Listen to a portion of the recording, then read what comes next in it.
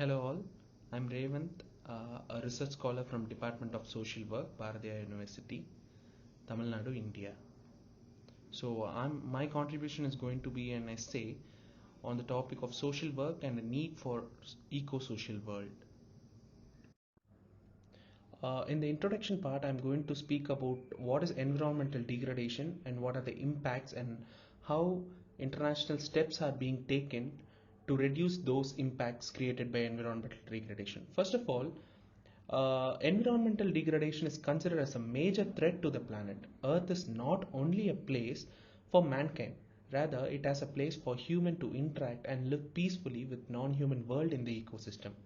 If the environment in which we live is irrevocably compromised or depleted to meet human needs, it might create an imbalance in the ecosystem, leading to an end of human existence in the world.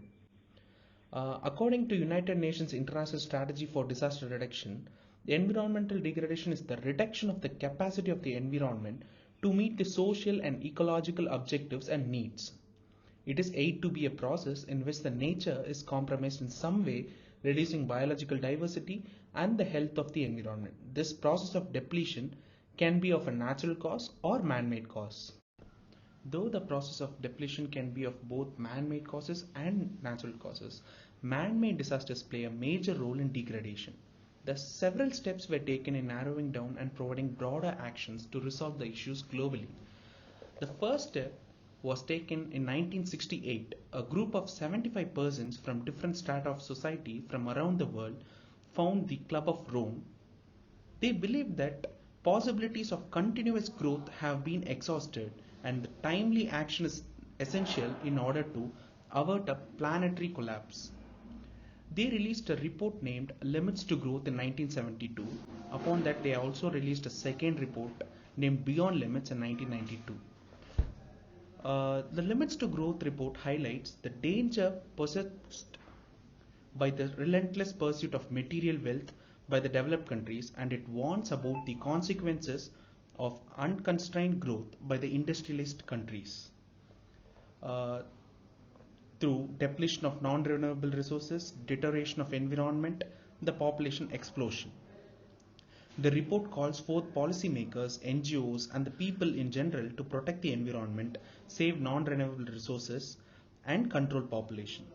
The important policy prescribed by the report is that the government should voluntarily adopt a zero growth policy where it would require world redistribution of income and wealth. Moreover, it failed to explain how redistribution of income and wealth can be affected with zero growth rate. Though the report was criticized for its simplistic scenarios, it was a basis for taking up the environmental concern in the world stage. Next comes the Brundtland Report, published in 1987 by the United Nations World Commission on Environment and Development. Was a major step taken internationally which insisted on global agenda for change. It had targets of multilateralism and a call for collective action of nations for sustainable development path. This has led to the concepts of ecological footprints, capacity building, and so on, which together culminated into the Earth Summit. The United Nations Conference on Environment and Development, or Earth Summit, it was created in 1992 to bring a cooperative effect among the states for a sustainable world. The conference addressed the issue to systematically reduce the pattern of production of toxic substances, to find an alternative for fossil fuels, to increase the usage of public transport. An agreement on climate change convention was achieved through this summit, which paved a way for Kyoto Protocol and Paris Agreement.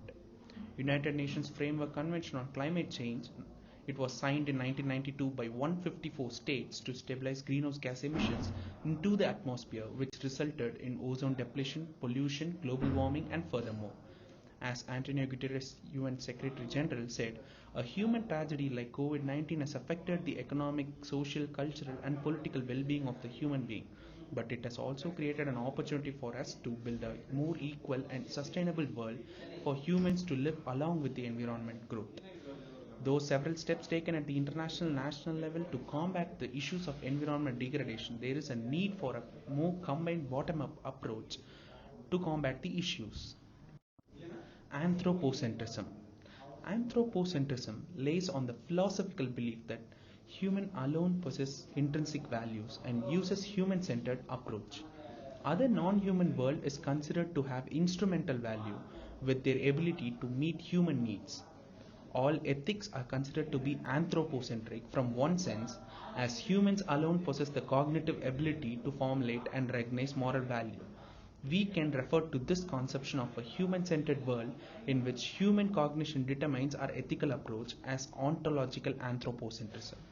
Alternatively, the definition of anthropocentrism that understands human as the sole possessors of intrinsic value is ethical anthropocentrism. Not all ethical anthropocentrism is same. From the perspective of above mentioned cognitive ability, one can view humans alone in isolation from non-human world as important is given only considering human in isolation, known as narrow anthropocentrism, or understand human in ecological context as dependent on other non-human world, known as broad anthropocentrism. Environmental ethics is a study of ethical question about what we ought to do raised by human relationship with the non-human environment. Modern field of environmental ethics emerged as a distinct field of philosophy during 1970s. It is based on the belief that natural environment or non-human being has intrinsic value rather than instrumental value.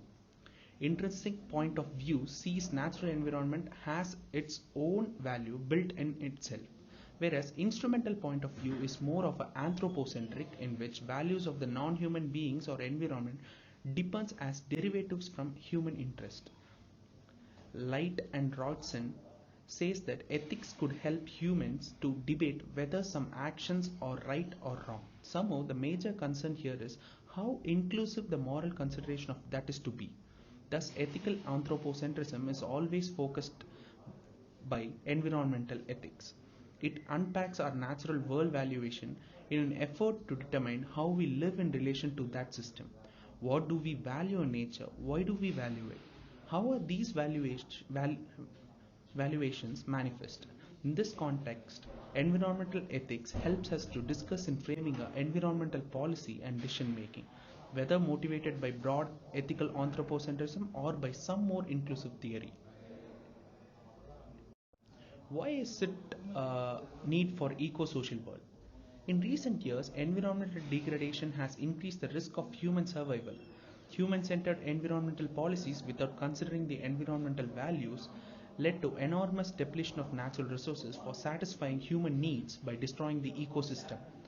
This enormous consumption of natural resources is mainly due to capitalism and its consumerist foundation. Consumerism is a proactive contrast where increased production or consumption is happening by the desire to show one's wealth with the effect of fueling conspicuous consumption and generalized waste. These increased human activities like mining, deforestation, emission of greenhouse gases has interfered with the way sun interacts with the earth, resulting in global environmental issues like ozone layer depletion, global warming, loss of biodiversity. These issues affect the health, economic and social well-being of human population too. Several researchers from various disciplines have proved the interdependence between human and natural world, showing the interaction of cooperation between the global environmental crisis and social crisis. They respond, influence and deteriorate with one another. Thus, new policies and practices should be adopted, treating all human and non-human world having intrinsic value equally.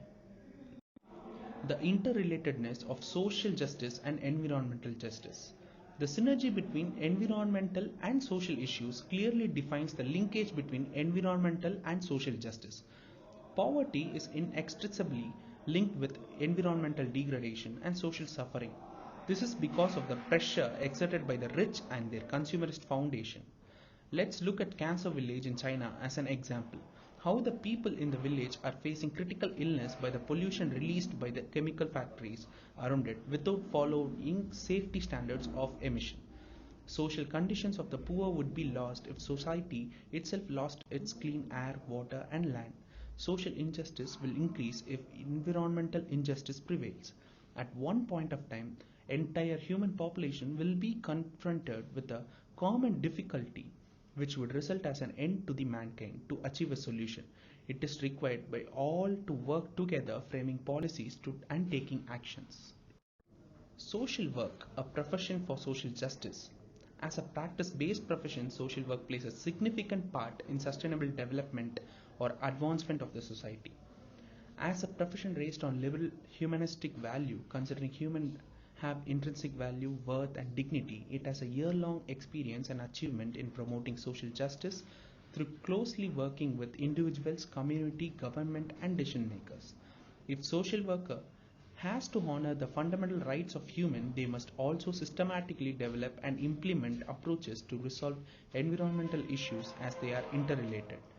This emphasizes that they have to walk in a fine line between enlightened self-interest, which could save nature so humans could survive. If social workers to take part in environment movement, they have to broaden the person and environment theory that has been largely associated with social environment. Through the person and environment approaches influenced by anthropocentric framework, social workers are finding way to overcome its embeddedness in the approach. Thus, social workers, by viewing environmental justice as a core component of social justice, they could use their skills to bring social justice by addressing environmental degradation. I would like to conclude this essay by saying that it has to be recognized by all that considering one human as having intrinsic value and destroying other non-human nature for meeting their own needs is a cruel action. This anthropocentric attitude will lead to depletion of the environment, which in turn results in the extinction of human being. It has to be understood that humans have close relationship with nature. When nature is collapsed, humans inside the ecological system are also affected. Destroying one's value might satisfy our needs at present, but it is not sustainable. Already it is too late. Poor and pro-poor people in both developing and developed countries are facing the impacts of environmental issues like climate change. It doesn't take too much time for others to become vulnerable. Countries all over the world has to take severe actions to safeguard the environment and steps to adopt to the already caused impacts of the issues. New policies should be framed to implement the actions and save the vulnerable population of the world. Everyone has to work together for confronting the issues related to environment that would directly or indirectly benefit for the betterment of the society together, through which a new eco-social work could be achieved, leaving no one behind. As Ban Ki-moon, former Secretary General of United Nations in 66th General Assembly said, we must connect the dots between various problems. In that way, a solution to one problem must be a solution to all the other. Keeping that in mind, I suggest that bringing a solution to environmental issues will bring a solution or pave a way to address all other major issues like poverty, health equity, well-being for all, and furthermore. If action not taken now, then it's going to be never. If not now, then never. Thank you.